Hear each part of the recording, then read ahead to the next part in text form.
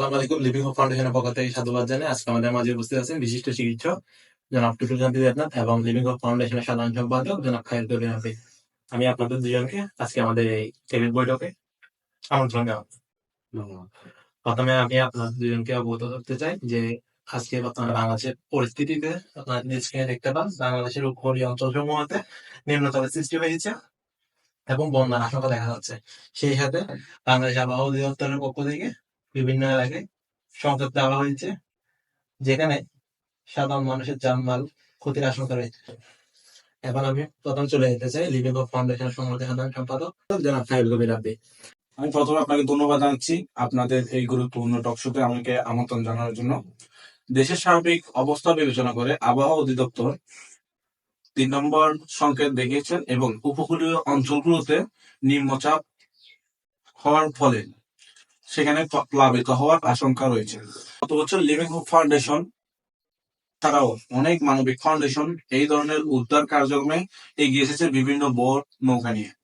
আমি বেশি কিছু বলবো না, এখানে আমি আমার বক্তব্য শেষ করছি। আসসালামু আলাইকুম। আসসালামু আলাইকুম। লিভিং হোপ ফাউন্ডেশনকে ধন্যবাদ জানাচ্ছি এত সুন্দর একটা আয়োজন করার জন্য, একটা আলোচনা করার জন্য। দেশের যে সার্বিক পরিস্থিতি নিয়ে যে একটা আলোচনা ডাকা হচ্ছে আমাকে এসে যে আলোচনা করার জন্য অনেকটা ধন্যবাদ জানাচ্ছি। দেশের সার্বিক অবস্থা খুবই ন্যাক্কারজনক। গত 3 থেকে 4 দিন ধরে আমরা আবহাওয়া অধিদপ্তর থেকে শুনতে পাচ্ছি নিম্নচাপের কারণে বিভিন্ন নিম্ন উপকূলীয় এলাকাগুলো প্লাবিত হওয়ার সম্ভাবনা আছে। আপনারা পিছনে দেখতে পারেন আপনার গত 2024 সালে যে বন্যাটা হচ্ছে দেখতে পাচ্ছি, আসলে মানুষের পূর্ব প্রস্তুতি না থাকার কারণে নিম্ন এলাকাগুলো বিশেষ করে ফেনী, পরশুরাম, ফুলগাজী এবং নোয়াখালী আশপাশ এবং এর পরে কিন্তু আমরা সঠিক ছবিটা দেখছেন আপনারা কিভাবে পূর্ব প্রস্তুতি না থাকার কারণে আমরা যারা যেমন সাধারণ মানুষের পাশাপাশি গর্ভবতী মহিলারা এবং কি পশু পাখি এরা খুবই কষ্ট পাচ্ছে এবং অনেক রাতের আধারে অনেক মানুষ পানির ভেসে চলে গেছে। আসলে খুবই কষ্টকর ন্যাক্কারজনক। আসলে আমরা জনসাধারণ মানুষ পরবর্তীতে আমরা বিভিন্ন এলাকা থেকে আপনারা দেখতে পাচ্ছেন আমরা নৌকা এবং সরকারি তরফ থেকে বিভিন্ন সংগঠনগুলো এবং যারা স্বেচ্ছাসেবক দল আছে ওরা বিভিন্ন ধরনের উদ্ধার কাজে গেছে। পরবর্তীতে খাবার, এরপর হচ্ছে যেন কাপড় চোপড় এই ধরনের গেছে।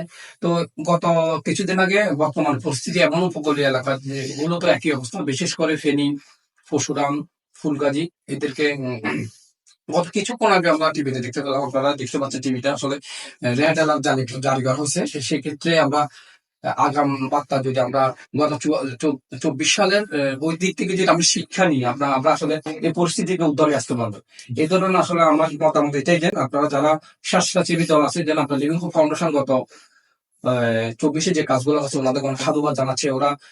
আমি যতটুকু জানি ওনারা 15 থেকে 20 জন একটা টিম নিয়ে নৌকা উদ্ধার কাজ করছে এবং পরিশেষে দেখলাম কাপড়, খাবার এই ধরনের বিতরণ করে আসছে এইসব প্লাবিত এলাকাগুলোতে। তো আমার একটা থাকবে, আপনারা যখন আমাকে এখানে আলোচনার জন্য আসছেন, আপনার মাধ্যমে বর্তমানে যে রেড অ্যালার্ট জারি করা হচ্ছে যে এলাকাগুলোতে জেলাগুলোতে, সেই ক্ষেত্রে যেন যারা স্বেচ্ছাসেবী দল এবং সরকারি তরফ থেকে যেন আগে থেকে এরা যেন আলাম বার্তা হয়ে কাজ করতে পারে। যেমন পশু পাখি, যারা গর্ভবতী মহিলা, শিশুরা আছে, বৃদ্ধরা আছে, আসলে হঠাৎ করে যখন প্লাবিত হবে তখন আসলে উদ্ধার করা খুব কষ্ট হবে। তার থেকে যেন আশ্রয় কেন্দ্রে যেন আসে। আমার মতামতিতে আসলে এই ধরনের মতামত যদি এই আলোচনা যদি না আসে আমরা আসলে বুঝবো না।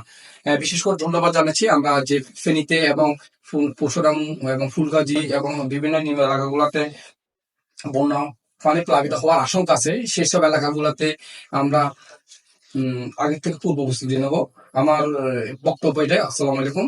বিশেষভাবে ধন্যবাদ জানাচ্ছি আমাদের আছেন আমাদের একজন ভাই, ওনাকে ধন্যবাদ আমাকে আলোচনা আনার জন্য। ধন্যবাদ আপনাকে।